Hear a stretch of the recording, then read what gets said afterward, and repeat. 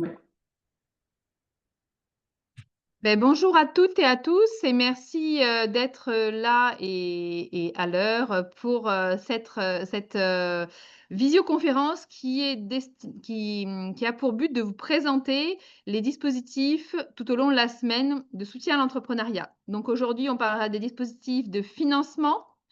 Mercredi, nous parlerons des dispositifs d'accompagnement avant la création d'entreprise. Jeudi, nous parlerons des dispositifs d'accompagnement après la création d'entreprise et vendredi, des dispositifs de soutien aux difficultés des entreprises. Donc, vous avez la possibilité de vous inscrire tout au long de la semaine aux différentes visios et pourra en bénéficier. Avant de présenter les différents intervenants rapidement, donc cette série de visioconférences est co-organisée par Martinique Développement et par le Carrefour de l'entrepreneuriat, qui est porté par le réseau Lila, un réseau d'entrepreneuses. Et donc le Carrefour de l'entrepreneuriat est un dispositif financé par BPI France, l'ANCT, la Banque des Territoires, et qui est un lieu d'information pour l'entrepreneuriat et particulièrement pour l'entrepreneuriat des quartiers et qui donne droit à des entretiens gratuits pour s'orienter, à des ateliers de sensibilisation et à d'autres, surtout une centralisation des informations en lien avec l'entrepreneuriat sur notre territoire. Voilà, je suis Cécile Simoneau et je co-animerai cette présentation.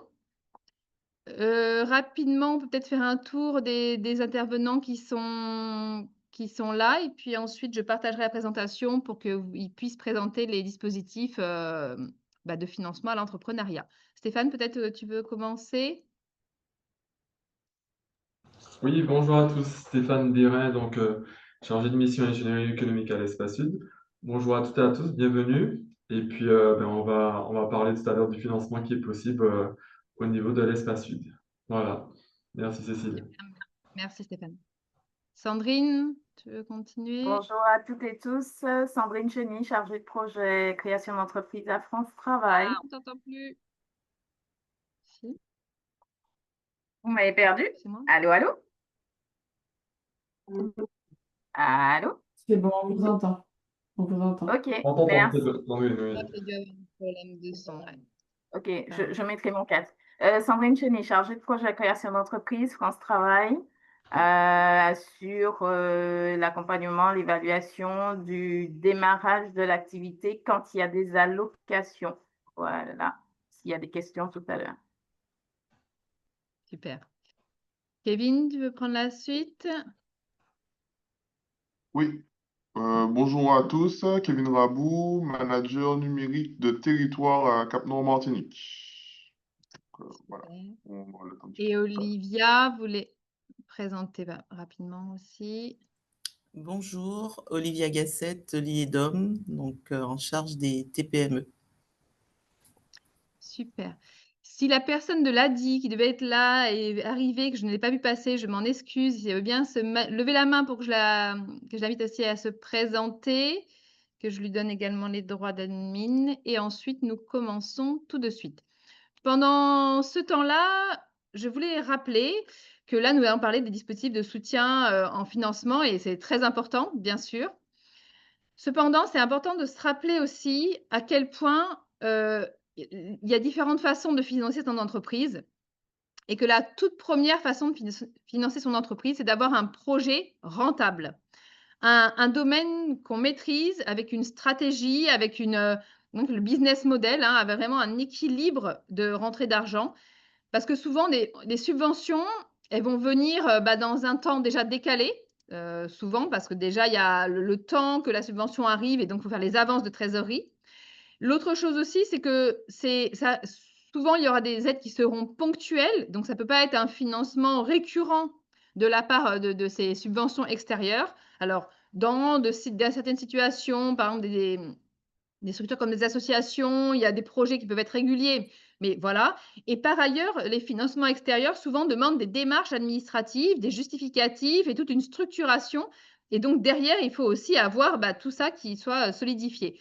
Donc j'étais important de le rappeler parce que souvent il y a des idées reçues qui font du tort aux entreprises et qui crée une incompréhension entre les financeurs et les personnes qui ont des besoins de financement. Donc voilà. Je vais partager mon écran. Si il y en a qui ont des difficultés, alors quelques secondes, le temps que ça se connecte.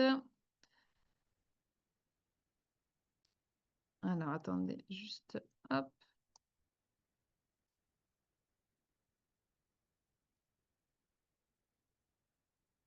Est-ce que vous voyez mon écran? Oui. Oui, c'est tout bon. OK. Je te laisse, Anna, gérer les personnes de salle d'attente. Oui. OK. Donc voilà. Donc pour rappel aussi sur le format de cette présentation, donc là, nous avons sollicité les intervenants pour que chacun puisse venir présenter son dispositif. Cette visio va être enregistrée, elle sera mise à disposition donc par la suite et ce qu'on va présenter aujourd'hui, ça sera transformé en PDF et ce PDF sera accessible, en permanence de la plateforme Zétoile, qui est déjà une plateforme, hein, qui recense les dispositifs de soutien, et de financement à l'entrepreneuriat donc voilà, en mise à jour et en un format un peu plus, condensé. Donc voilà, j'anticipe déjà les questions sur cet aspect-là. Alors, nous allons commencer par le dispositif ARS par France Travail. Donc, Sandrine, du coup, si tu veux bien présenter ce dispositif. Alors, pour faire court et pour remettre les choses en place, il n'y a pas d'aide financière de France Travail en matière de création d'entreprise. Il y a le fait que nous sécurisons au maximum l'aspect financier au démarrage de l'activité. Donc, le dispositif ARS concerne des publics qui sont déjà en allocation ARE et qui ont cette allocation pour une période supérieure à 6 mois. Sinon, il vaut mieux être dans du maintien. Le principe, c'est d'en discuter avec son conseiller indemnisation, puisque chaque chercheur d'emploi sur un emploi non salarié a un interlocuteur identifié qui est son conseiller en gestion des droits. Et il discute avec lui du meilleur choix entre le déblocage d'une somme de ses allocations restantes ou le maintien de cette même somme jusqu'à la fin. Depuis avril 2025, il est question de seulement 60% du reliquat des droits qui puissent être débloqués et servir à un investissement, à un cofinancement ou à une garantie bancaire. Cette somme est débloquée en 2 fois à 6 mois d'intervalle. Et donc, il faut bien calculer pour ne pas se retrouver, enfin, on se retrouve à zéro, mais pour être sûr que l'activité génère du revenu, puisqu'il n'y aura plus d'entrée mensuelle de la part de France Travail. Donc, c'est ce qu'il faut comprendre avec le dispositif ARS en termes de déblocage de la somme. Et si on opte sur le maintien de son allocation, ce sera aussi le maintien jusqu'aux 60%. Et pour éventuellement avoir le reste des 40%, le dossier passera devant une instance paritaire pour expliquer le besoin, en fait, de ces 40% pour finaliser le démarrage ou le développement de l'activité. Voilà en quelques mots pour faire. Merci pour ton partage, Sandrine. Alors, je sais j'ai souvent eu des questions sur ce dispositif par rapport au moment où on crée l'entreprise. Si on a créé l'entreprise avant d'être inscrit à France Travail, ça ne fonctionne pas, c'est bien ça? Est-ce que tu peux nous donner cette histoire de temporalité Oui, mais on n'était pas inscrit. Voilà, on n'était pas inscrit au moment où on l'a créé. Donc, dans ce schéma-là, l'activité générée par l'activité, c'est un revenu qu'on appelle activité conservée et qui va s'accumuler avec l'allocation si on a droit à l'allocation. Mais on ne sera pas dans le dispositif ARS. Voilà. Ça, c'est vrai que c'est très important de vous renseigner sur le moment de la création d'entreprise par rapport à votre situation France Travail, parce que souvent, il peut y avoir des déconvenus par rapport à ça, hein. Je sais que ça peut être C'est souvent ça. Et d'incompréhension. puis, deuxième alerte, il faut qu'il y ait suffisamment de reliquats. Si on est à 3 ou 4 mois de la fin de ses droits, là, ce n'est pas pertinent. aussi. D'accord? Donc, notez bien voilà, cette histoire de temporalité. De la même façon que pour le dispositif d'émission reconversion, hein, il y a tout un cheminement, un process à faire et ne pas mettre la charrue avant les bœufs, auquel cas, ça vous écarte des droits au dispositif. Hein. C'est pourquoi nous restons la porte d'entrée. Le candidat s'adresse à son conseiller indemnisation. On évalue, il y a des simulateurs pour ça, pour dire, voilà, tel statut, voilà, l'impact financier que peut avoir la création de l'entreprise si on est allocataire France Travail. Très bien. Il y a une question, donc, de Raphaël. Alors, oui. On vous écoute, Raphaël. Non. Maman, tais-toi. Ouais, je pose une question. Oui, excusez-moi, vous m'entendez? Oui, Oui, oui, oui, très bien. Vous avez entendu la phrase d'avant? Non, oui, un petit peu. moi Excusez-moi, non. c'est très dérangeant. J'ai dit, maman, tais-toi, je vous pose une question. Excusez-moi, je suis avec plusieurs personnes chez moi, donc c'est pour ça que je ne peux pas mettre ma caméra. Donc, vous avez ma Vas-y. photo. Voilà, donc je me présente, Raphaël Ravin, donc je suis juriste indépendante. Et je suis également mandataire pour une société, une petite holding. Donc là, je viens pour moi, pour le dispositif AS, pour ma société, ma micro-entreprise, et pour dire en fait que comme je travaille en collectivité, c'est pas Pôle emploi qui France me... Travail qui vous donne l'allocation. Voilà, Voilà. exactement. Donc comment faire en fait? Parce que j'ai l'impression ils n'ont pas très bien compris que du coup, il me reste encore des allocations. Alors, on dit bien qu'on n'est pas sur une allocation France Travail, donc vous n'êtes pas concerné. Oui, j'ai le papier du coup je vais vous donner le nom exact. Donc je crois C'est que la collectivité qui vous paye vos allocations. oui, mais je crois que la collectivité n'a pas très bien compris que du coup il me restait encore du temps.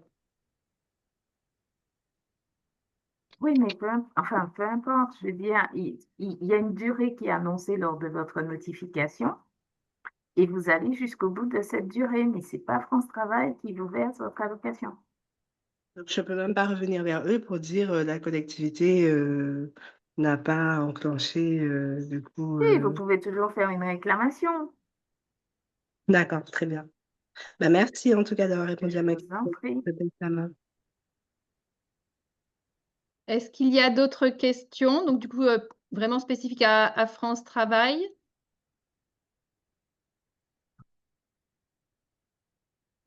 Alors, pendant ce temps, avant qu'on passe à la suite, je vous demandais de ne pas dessiner sur l'écran. Je sais que c'est très tentant. On pourra organiser une séance spécifique d'art-thérapie, mais là, du coup, ça risque de nous pénaliser un peu dans la lecture de ce qui est partagé. Merci de faire attention. Et s'il y en a qui peuvent gommer leurs petits travaux manuels, ça serait super. On passe à la garantie BPI France, du coup, pour les TPE-PME. Donc, c'est moi qui vais la présenter parce qu'ils n'ont pas pu se libérer. Donc, c'est pour les TPE et PME. Hein, donc, les micros, normalement, ne sont pas concernés, il me semble. Alors, il faudrait revoir, mais normalement, elle n'est pas concernée. Garantie aux banques, donc, pour financer les entreprises dans leur phase risquée de création ou de transmission. C'est la banque, en fait, qui est directement en lien avec BPI par rapport à la garantie. Donc, c'est pour ça que ce n'est pas vous qui allez directement contacter BPI, mais sachez qu'en fait, souvent, les garanties vont vous demander et BPI peut apporter ces garanties-là. Donc, voilà pour l'information. Madame Gassette, est-ce que vous êtes là pour présenter le dispositif IEDOM? Alors oui, je suis là. Super.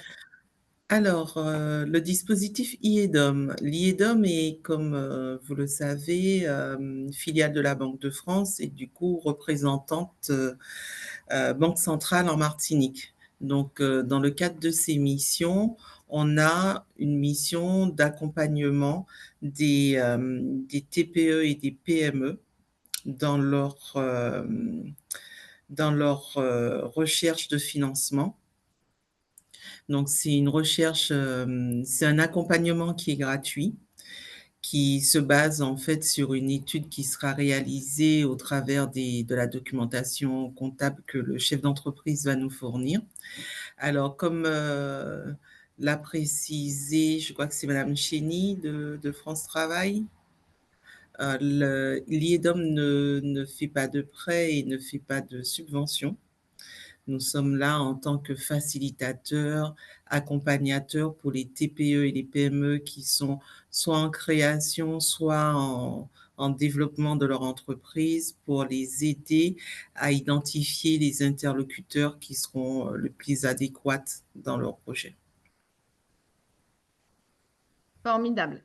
Et donc, si vous êtes intéressé, vous voyez, vous pouvez prendre le numéro et le mail qui sont indiqués sur sur le slide. Pour les personnes qui sont arrivées en cours de route, sachez que de ce document qui est présenté, il sera disponible en PDF par la suite, en téléchargement libre pour tout le monde.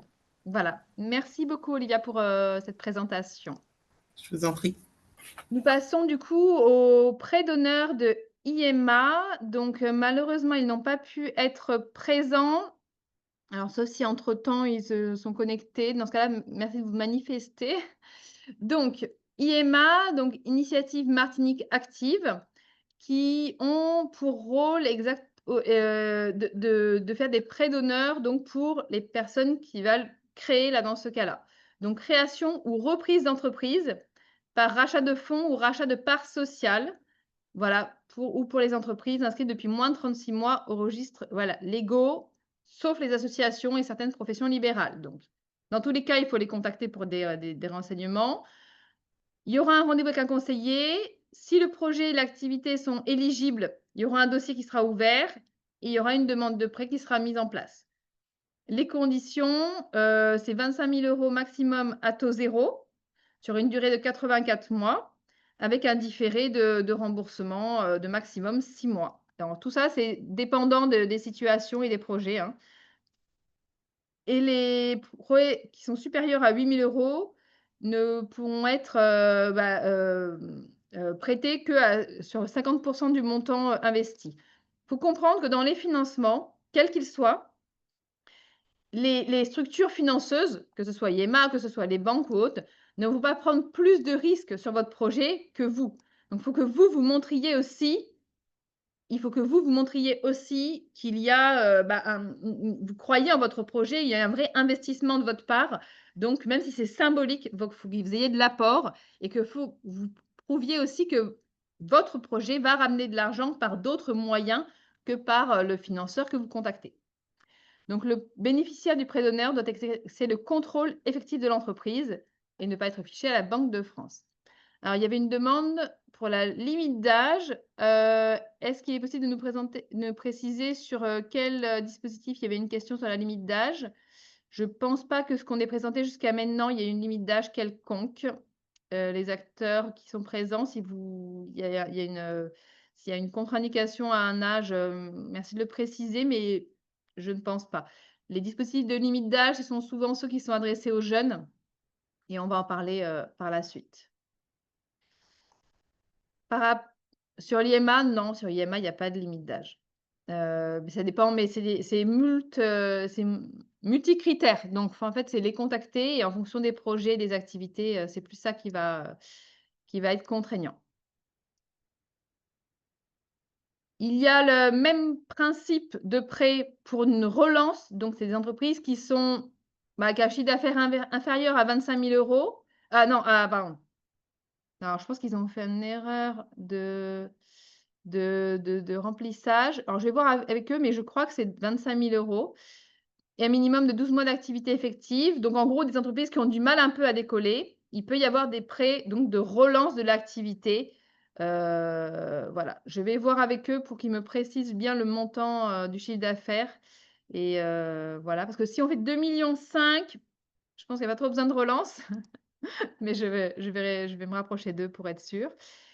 Et voilà, de la même façon, hein, il faut avoir un contrôle sur l'entreprise. Il ne faut pas avoir déjà de remboursement anticipé de prêts en cours, de dettes par ailleurs.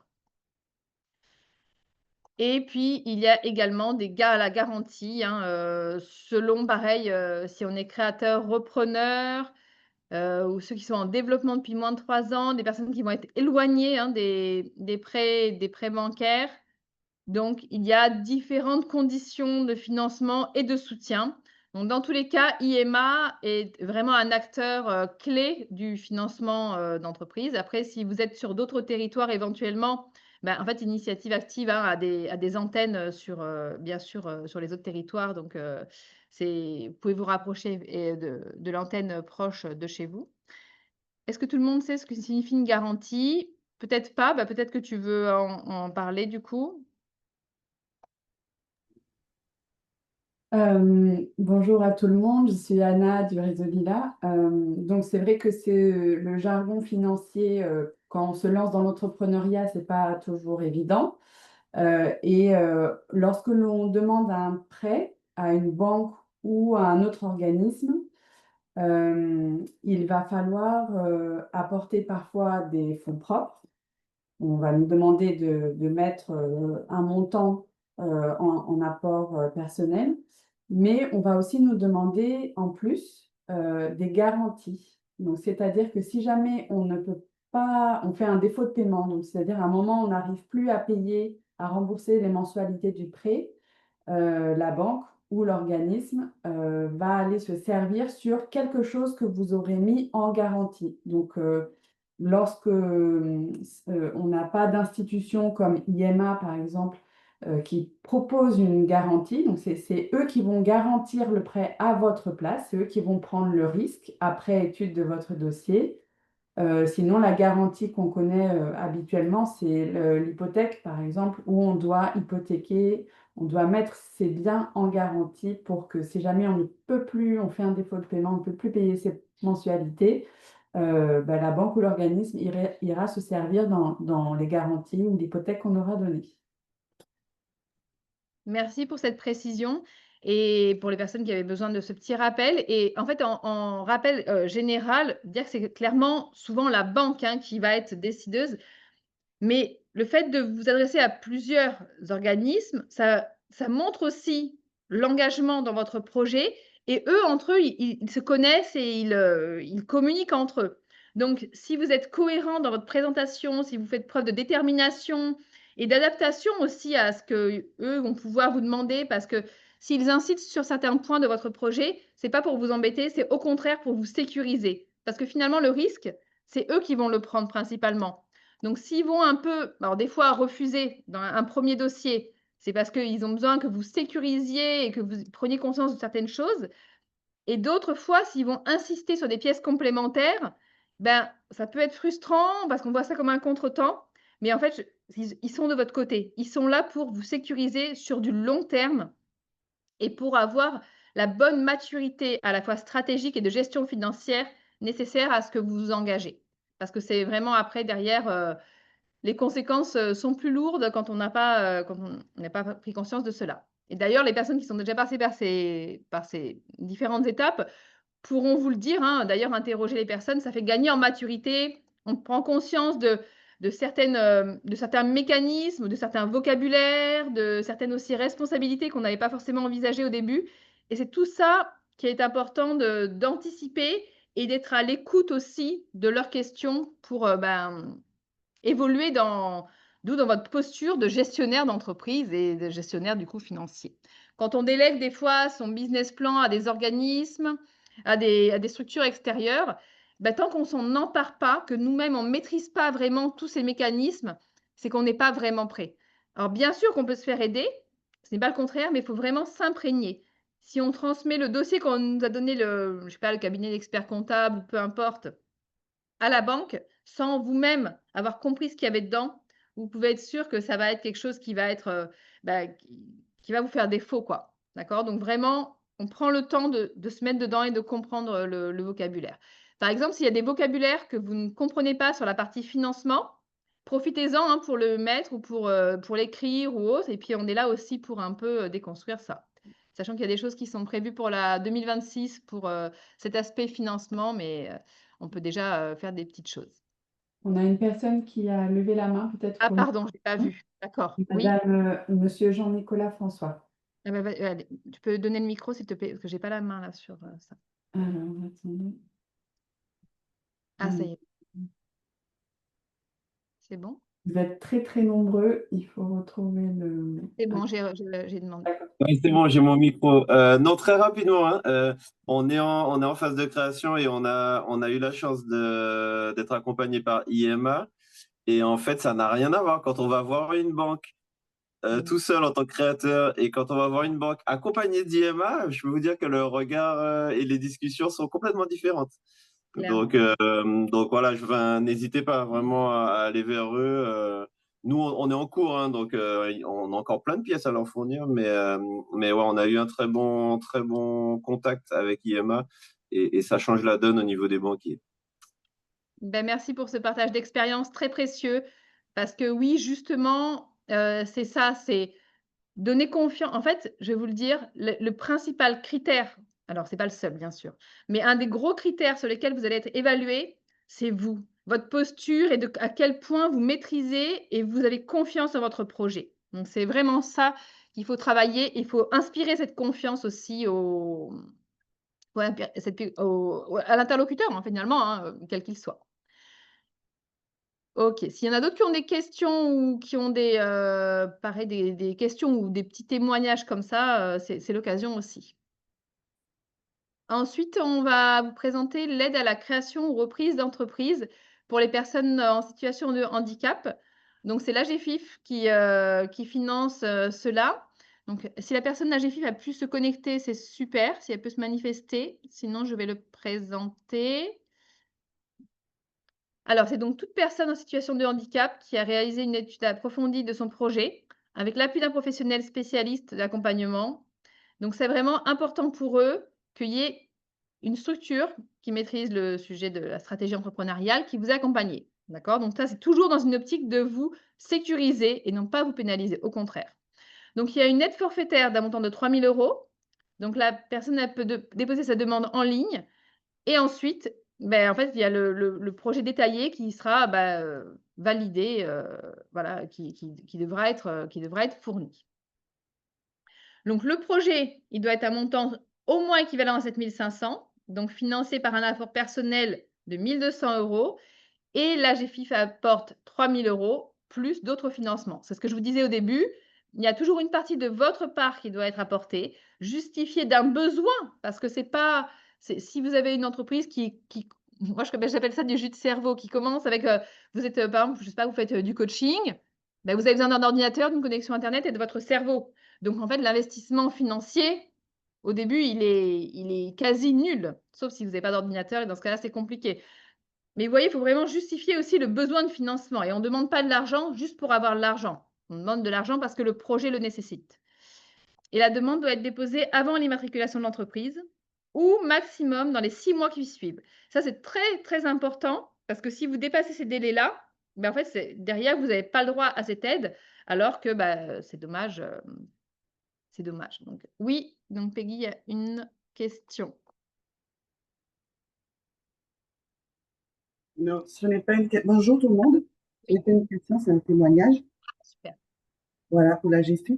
Bon, j'ai eu la chance quand même de bénéficier des sommes un petit peu plus élevées. En tous les cas, voilà, et j'ai présenté au moment même de la création d'entreprise. Donc, elle était déjà immatriculée quand je demande. Et franchement, jusqu'à présent, c'est la seule aide dont j'ai bénéficié, la seule aide financière, et qui m'a permis d'acquérir tout le matériel informatique et les logiciels. Donc voilà, maintenant, on n'a pas besoin d'être en fauteuil roulant. En fait, c'est surtout être reconnu comme avoir, comment ça s'appelle déjà? La RQTH, voilà, la reconnaissance de la qualité de travailleur handicapé. Et voilà. Et pas besoin d'être à 100%,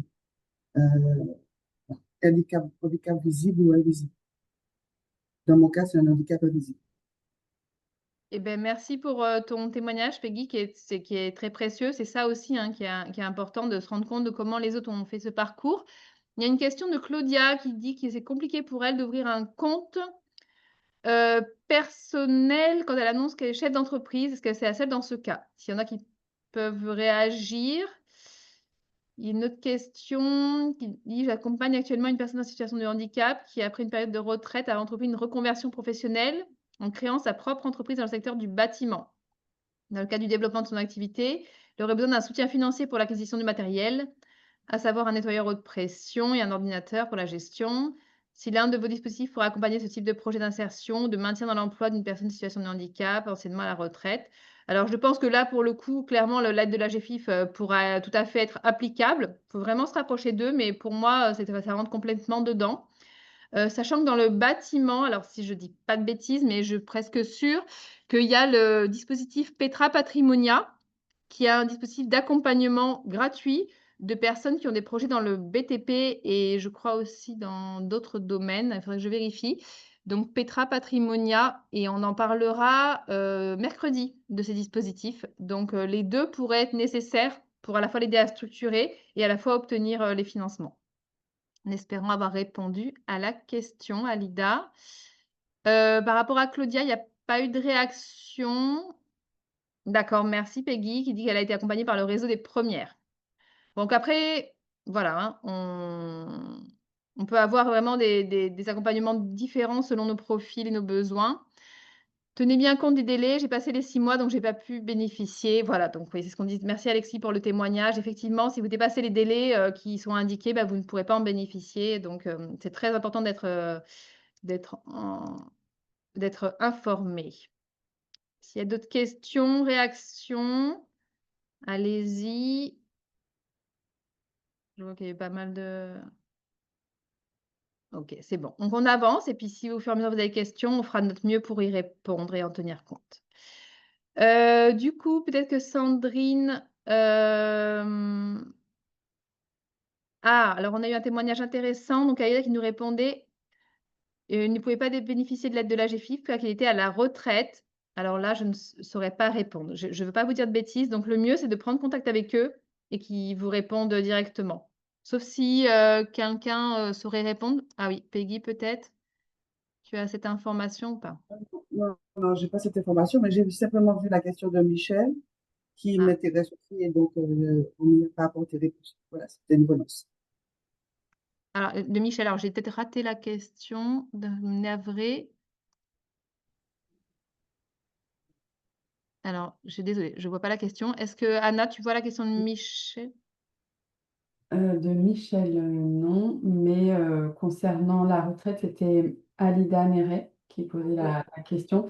C'est vrai il faut préciser que certains de ces dispositifs sont orientés vers les personnes qui sont encore actives sur le marché de l'emploi, puisque l'intérêt enfin, la volonté, c'est de permettre aux personnes qui sont éventuellement sorties du salariat de reprendre une activité professionnelle via l'entrepreneuriat. Donc, vérifier effectivement cette question du statut déjà retraité qui parfois va faire que vous n'êtes pas éligible à certains dispositifs. C'est à vérifier au cas par cas. D'accord. OK, d'accord. Bah, navrée du coup de ne pas avoir la réponse, de ne pas avoir pu il y a une main levée aussi. Alors, Axel Goldalg, alors je vais donner la parole. Oui, bonjour, vous m'entendez? Oui, très bien. Bonjour. Alors c'est vrai que j'ai pris en cours. Alors c'est vrai que l'image, je vais tenter de me renseigner parce que j'ai l'impression que c'est comment dire ça? C'est un élément important qu'il faut aborder apparemment. Alors je pose la question par rapport à la GFIP parce que je suis en situation de handicap et j'en ai bénéficié il y a 5, 6 ans. Et ma question, alors a priori, j'ai déjà la réponse, mais je voulais avoir la certitude. Apparemment, on ne peut pas bénéficier de ce dispositif plus d'une fois. Est-ce que c'est vraiment le cas? Si vous avez la réponse. Alors oui, de façon quasi certaine, ça je peux vous confirmer que c'est bien le cas, hein, je crois 98 je suis sûre de moi, sauf s'il y a eu des modifications entre-temps, c'est pour ça que je mets une réserve, mais pour moi, c'est vraiment une seule fois, que c'est ouais, on a une éligibilité. D'accord. Sachant que, en fait, pourquoi je dis ça, c'est que je suis en train d'arrêter l'activité, donc c'était pour savoir est-ce que en recommençant une nouvelle activité, ça, voilà, on pouvait y prétendre à nouveau. Alors moi, ce que je peux vous dire, c'est que dans le bénéfice du doute, demandez-leur pour être certain. Mais moi, les informations que j'ai eues, en tout cas, au moment où j'étais en lien avec eux, c'était bien une seule fois. Donc, mais bon, on ne sait jamais. Envoyer un petit Mm. message. D'accord, très bien, merci. C'est bien une seule fois, il y en a d'autres qui confirment, ouais. On a une question sur les dispositifs d'aide pour financer des charges sociales en retard. Est-ce que ça fait partie des sujets des entreprises en difficulté qu'on verra vendredi? Alors oui, tout à fait, c'est la visio de vendredi sur cet aspect-là. D'accord. Et pour la formation des présidents de SASU non salariés, est-ce que c'est les OPCO? Alors oui, ça, c'est plus au niveau des OPCO dont il faut se rapprocher, hein. Ouais.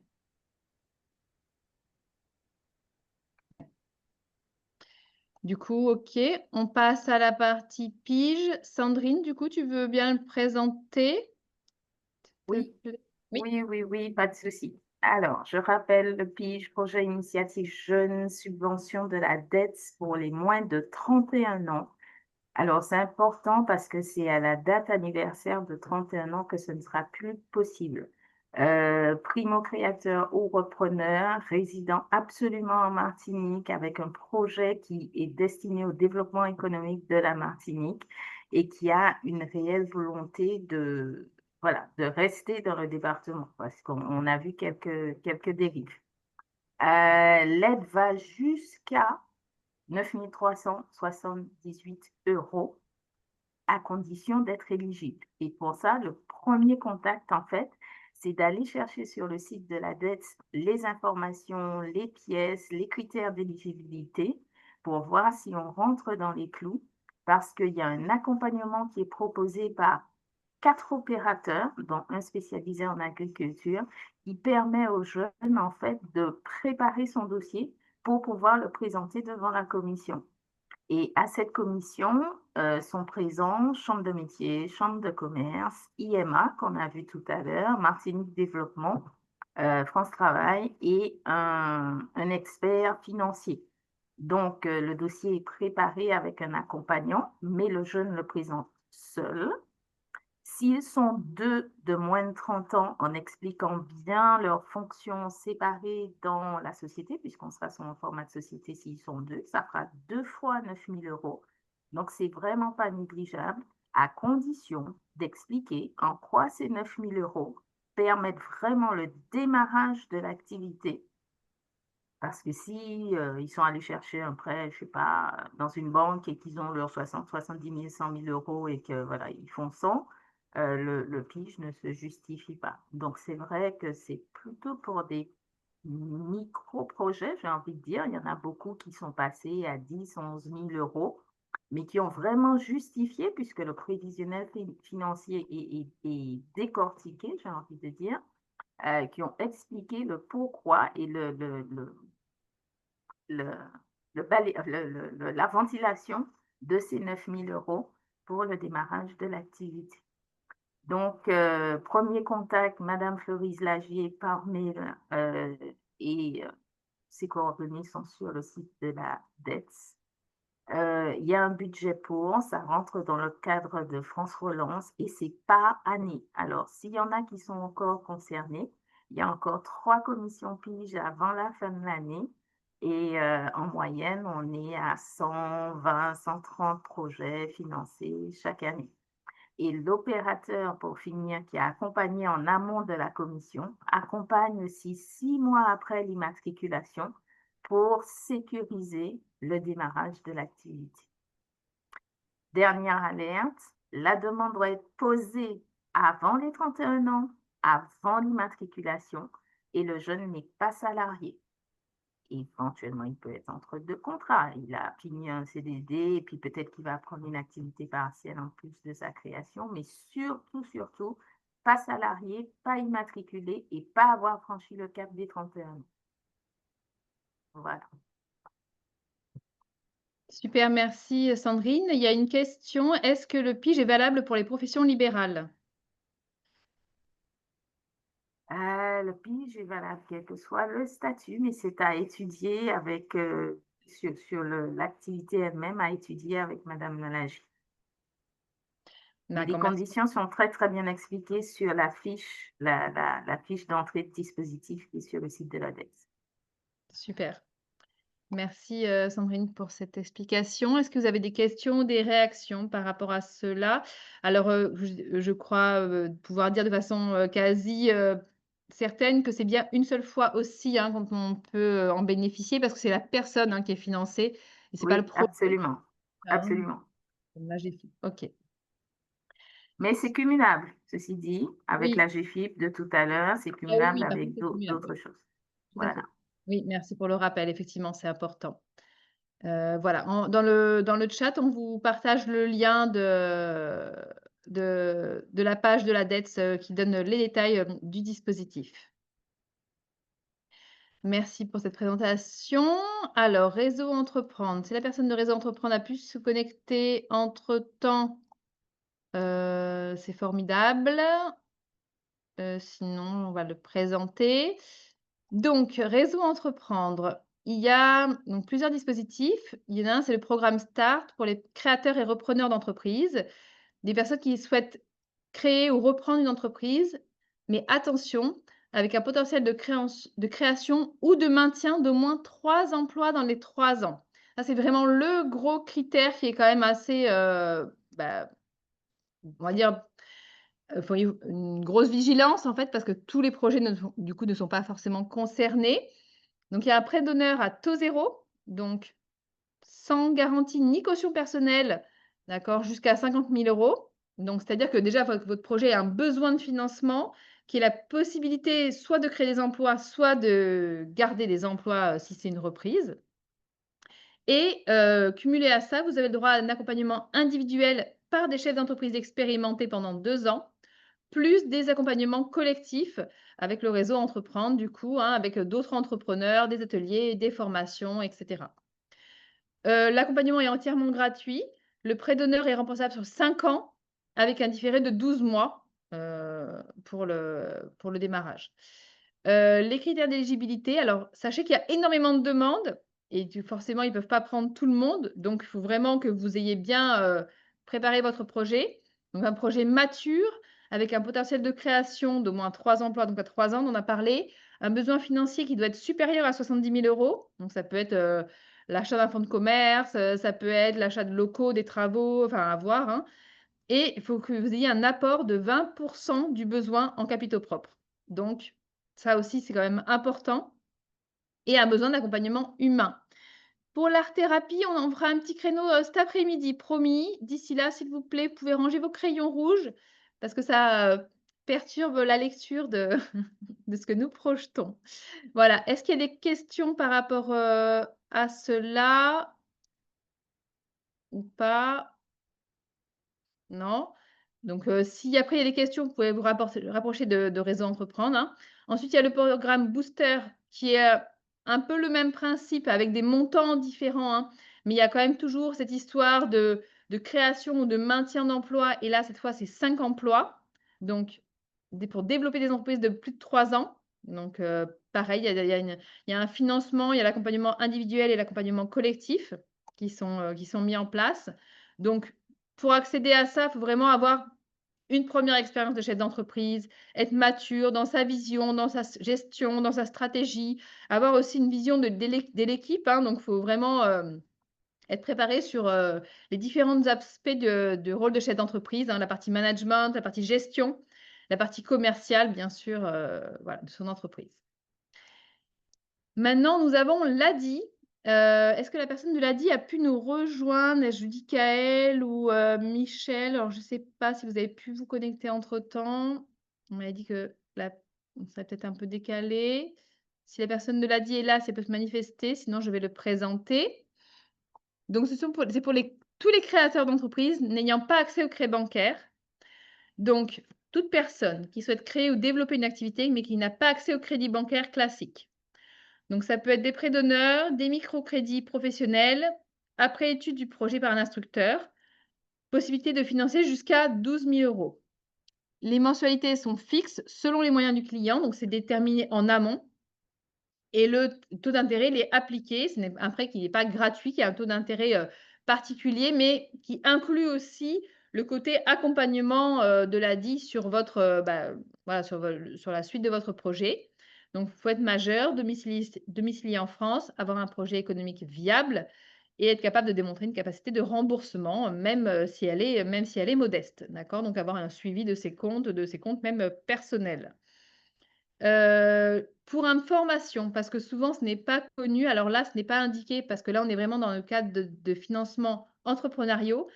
Mais sachez aussi, selon votre situation, qu'il y a des CCAS qui peuvent aussi faire des microcrédits personnels, à condition que ce soit dans le cadre d'une insertion professionnelle.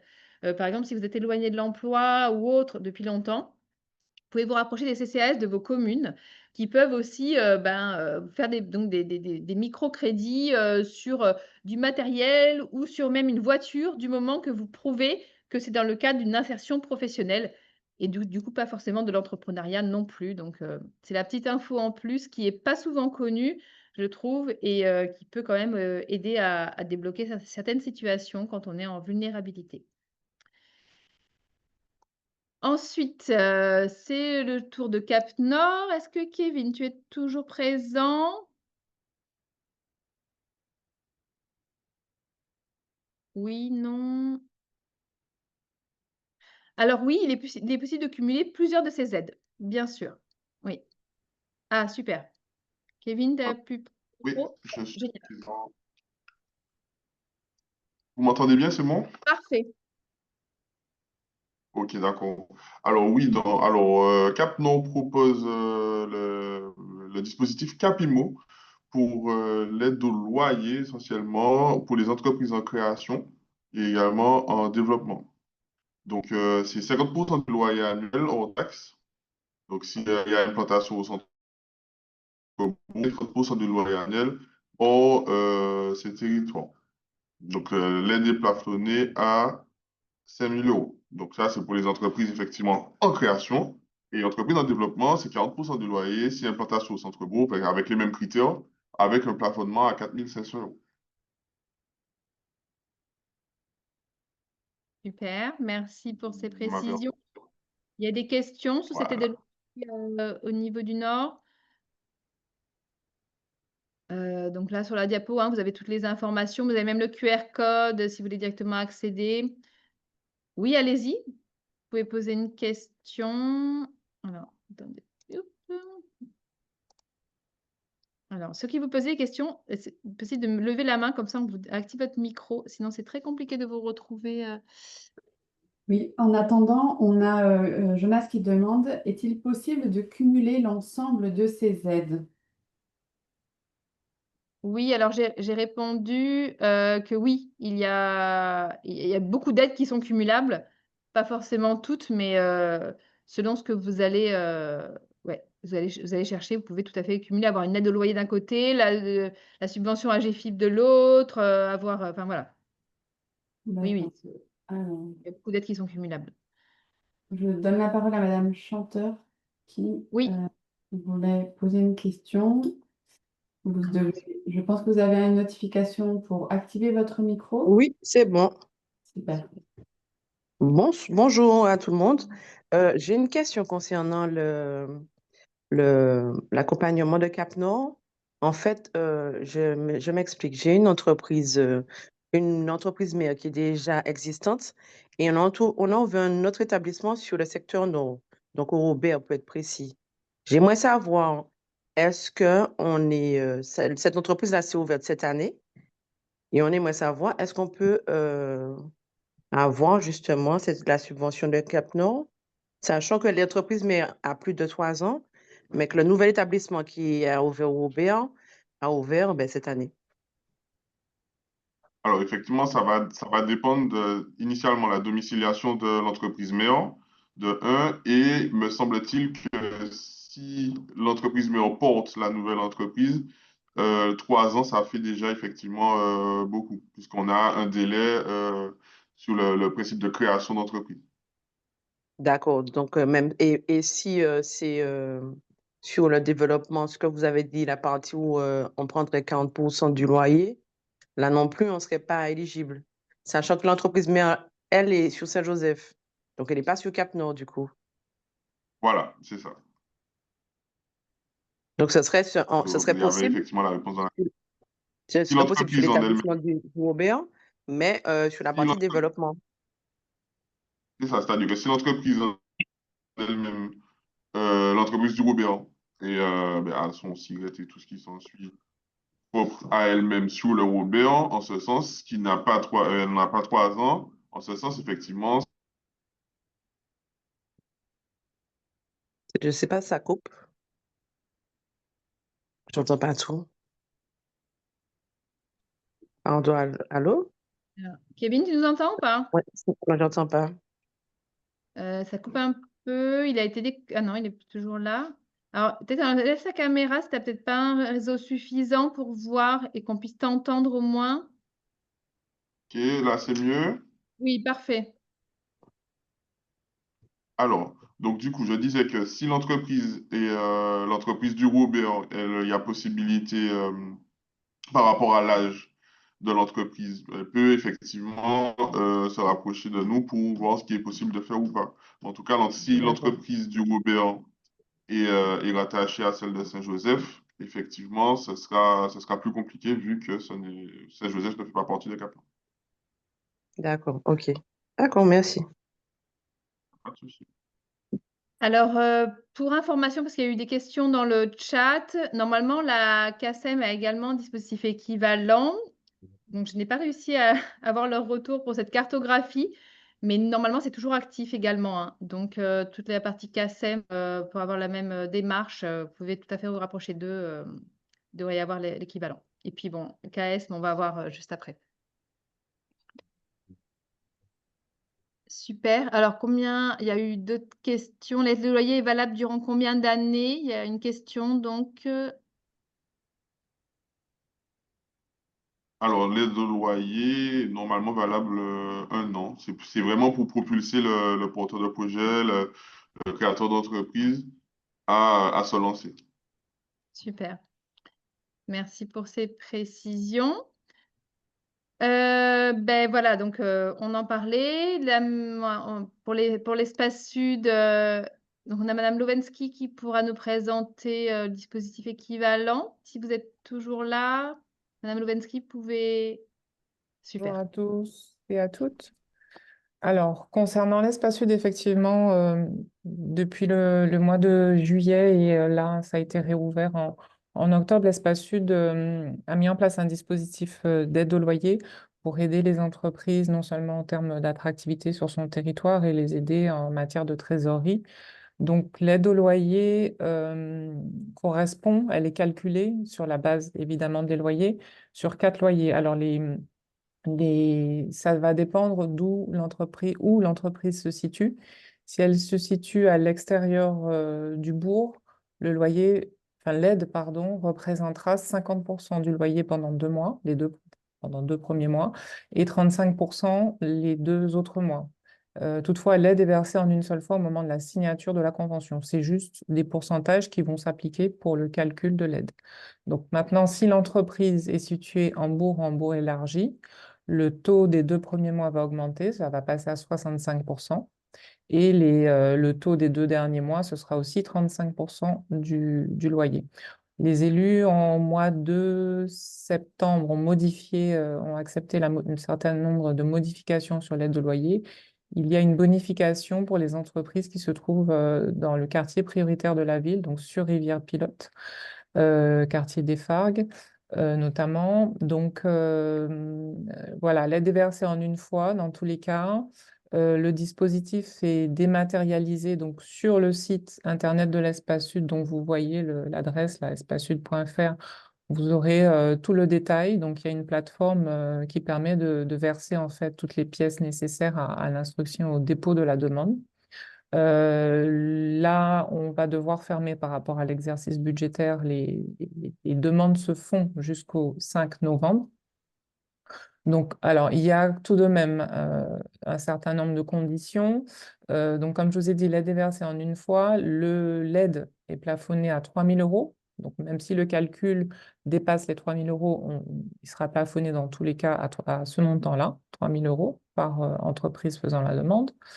L'entreprise doit avoir au moins 1 an minimum et c'est jusqu'à les 5 années d'existence. Toutefois, si l'entreprise a plus de 5 ans, il y a une dérogation dans le cas où l'entreprise a déménagé pour voilà, étendre sa clientèle, sa zone de chalandise, pardon, ou éventuellement augmenter sa surface. Donc, de 1, c'est un dispositif qui concerne les entreprises qui ont plus d'1 an et jusqu'à 5 ans.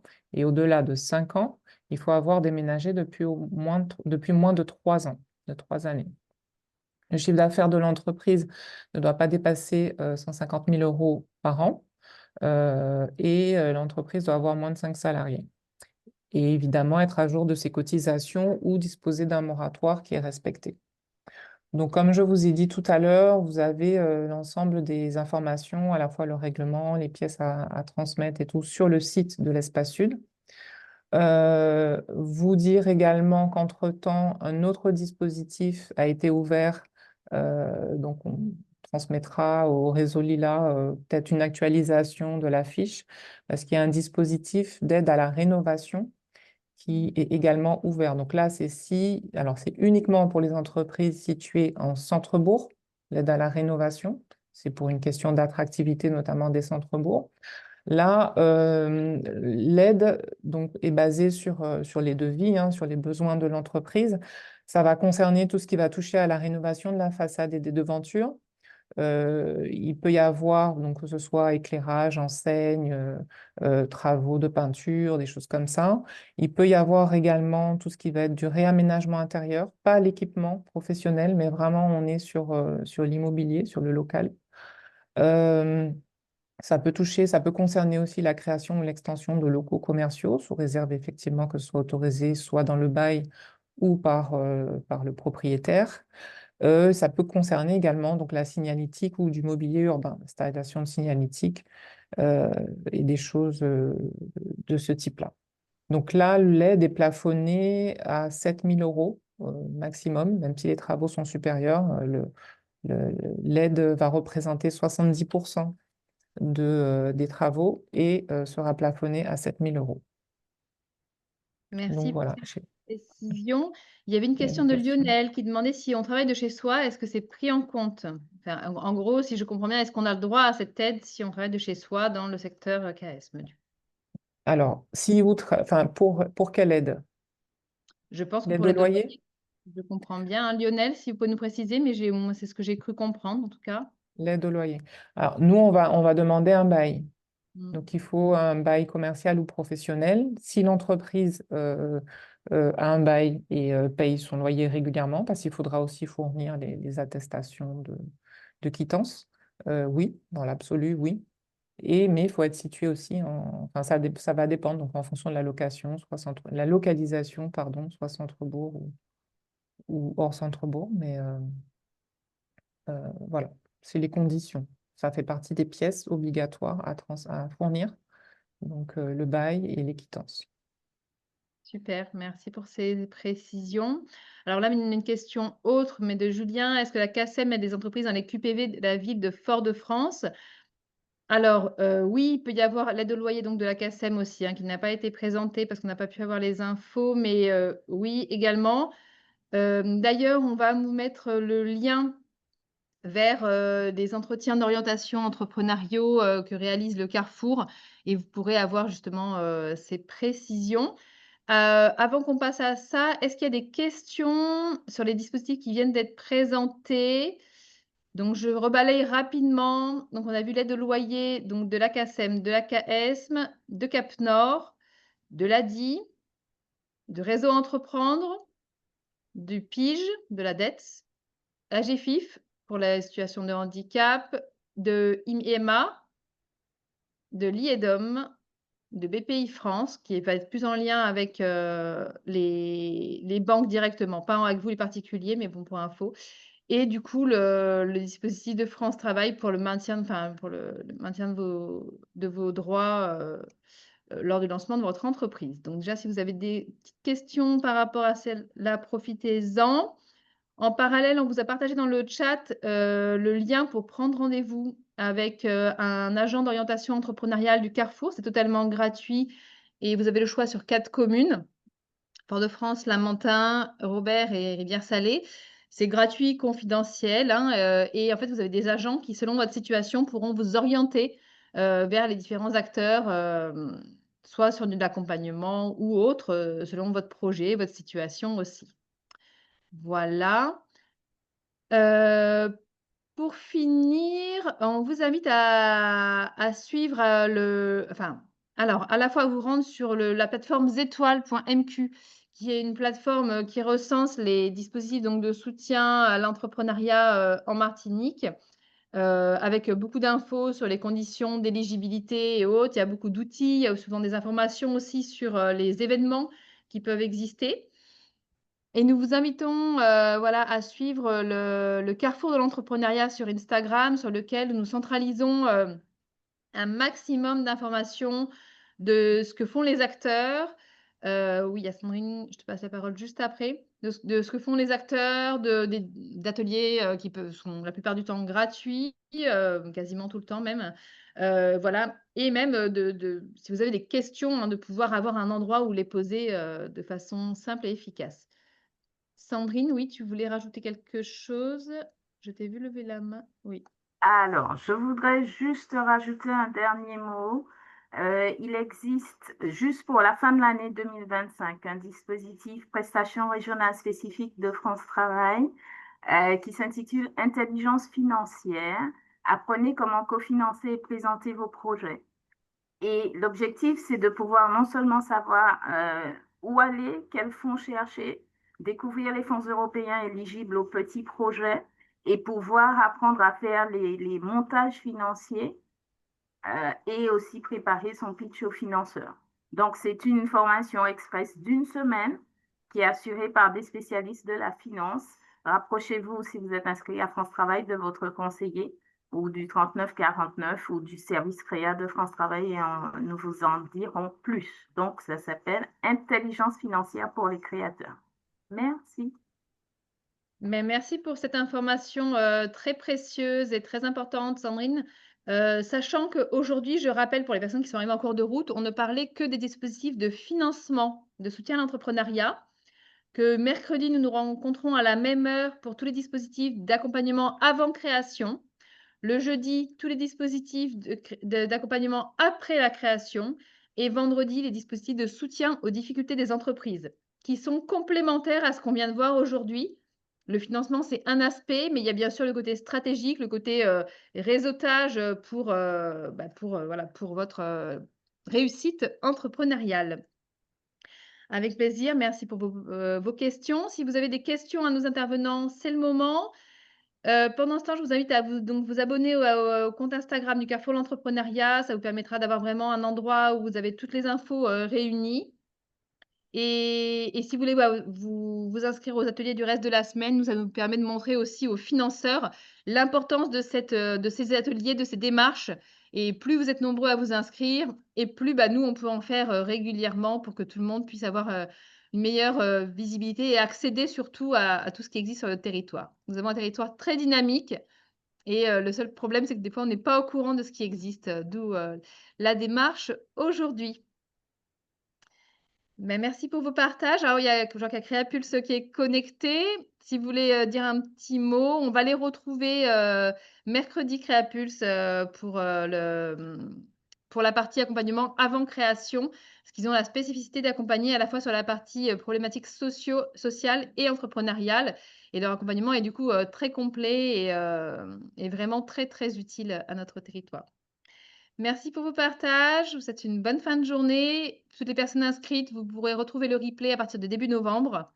Et je vous dis à mercredi pour la suite. Bonne fin de journée à vous et merci à tous nos intervenants pour avoir pris ce temps. Au revoir. Au revoir. Bon après-midi. À bientôt. À demain. Pas à très vite.